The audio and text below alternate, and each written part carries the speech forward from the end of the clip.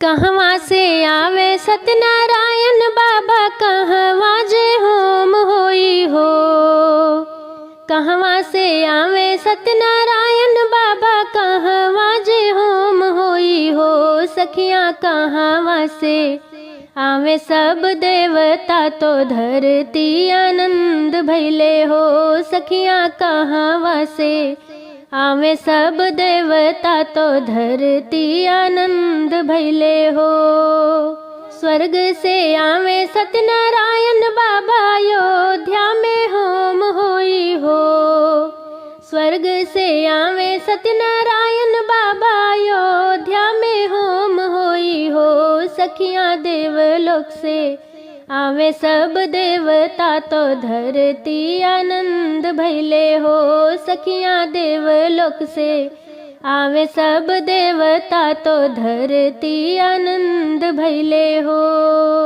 के जे चौका पुरावे, तो कलशा भरावे हो। के जे चौका पुरावे, तो कलशा भरावे हो। सखियाँ के जे होमिया करावे, तो धरती आनंद भैले हो। सखियाँ के जे होमिया करावे, तो धरती आनंद भैले हो। सीता जी चौक पुरावे, तो कलशा भरावे हो।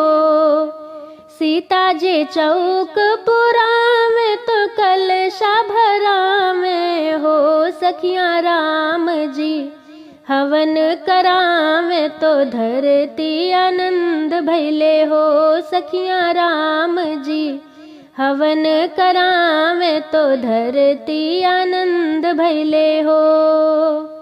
कहवा से आवे सत्यनारायण बाबा, कहवा जे होम होई हो। कहवा से आवे सत्यनारायण बाबा, कहवा जे होम होई हो। सखियाँ कहवा से आवे सब देवता, तो धरती आनंद भैले हो। सखियाँ कहवा से आवे सब देवता, तो धरती आनंद भैले हो।